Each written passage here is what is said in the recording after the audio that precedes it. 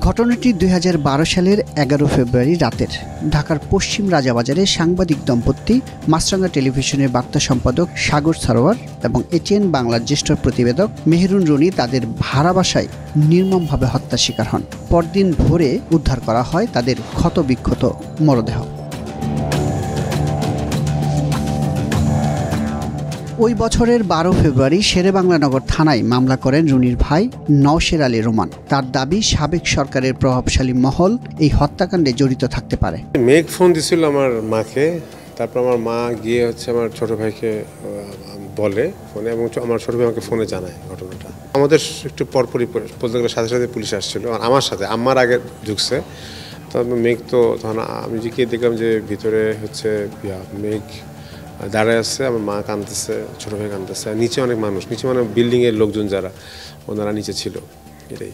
তারপর আস্তে আস্তে মানুষ আসলো, অনেক সাংবাদিক আসা শুরু করলো, ভিড় থাকলো। তৎকালীন স্বরাষ্ট্রমন্ত্রী 48 ঘন্টা একটা সময় দিচ্ছিল। আমাদের মনে ছিল আসলে যে 48 ঘন্টা আসলে উনি তো এমনি বলেননি, নিশ্চয়ই একটা অগ্রগতি ছিল বলেই বলেছিল, এবং পরে হয়তো যে কোনো কারণে হোক, কারো ইশারায় হোক বা সরকারের অনিচ্ছার কারণে হোক, এটি কিন্তু এর আলোমুখ দেখেনি।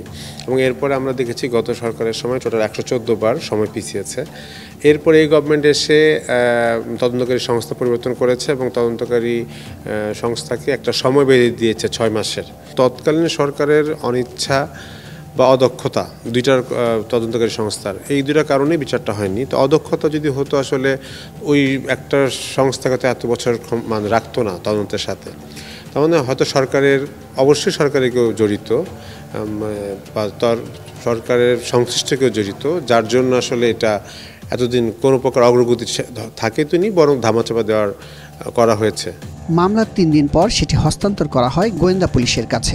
তাদের ব্যর্থতার পর মামলাটি র্যাবের কাছে হস্তান্তর করা হয় ২০১২ সালের 18 এপ্রিল। তবে তদন্তে সাফল্য পায়নি র্যাবও। এখন পর্যন্ত 115 বার পেছানো হয়েছে আলোচিত এই সাংবাদিক দম্পতি হত্যা মামলার তদন্ত প্রতিবেদন জমার তারিখ। এর মধ্যে শতাধিকবার সময় নেয় র্যাব।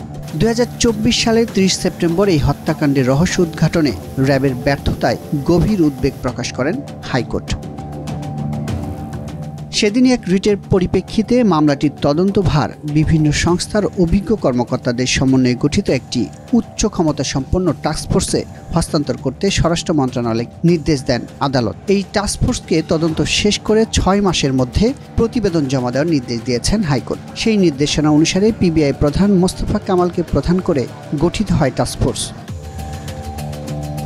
মামলার অগ্রগতির বিষয়ে জানতে চাইলে পিবিআইয়ের কোনো কর্মকর্তা ক্যামেরার সামনে কথা বলতে রাজি হননি। তবে সংস্থার সংশ্লিষ্ট একটি সূত্র জানায় পিবিআই জিজ্ঞাসাবাদ করতে যাচ্ছে 2 ব্যক্তিকে। তারা হলেন এনাম আহমেদ হুমায়ুন ও পলাশ রুদ্র পাল। তাদের মধ্যে এনাম একটি মামলায় জেলে আছেন, তাকে জেল গেটে জিজ্ঞাসাবাদের অনুমতি চেয়েছে পিবিআই। আর পলাশ রুদ্র পাল জামিনে রয়েছেন, তাকেও জিজ্ঞাসাবাদের জন্য ডাকবে পিবিআই। সাগর রুনি হত্যার সময় এই দম্পতির একমাত্র ছেলে মাহির সারোয়ার মেঘের বয়স ছিল 4.5 বছর। সে এখন ইংরেজি মাধ্যমে ও লেভেলে পড়ে। এত বছরেও কেন তার বাবা মায়ের হত্যার বিচার হচ্ছে না, সেই প্রশ্ন তারও। বিচারটা ছোটবেলা থেকে চাইতেছি, মাঝখানে তো ফুল হচ্ছে বিচার চলে গেছিলো যে বিচার পাবো না, কিন্তু এখন একটু আমাদের আবার একটু বিশ্বাস ফিরে আসছে। দেখা যাক কি হয়, ইনশাল্লাহ এবার একটু চান্স যেহেতু আছে।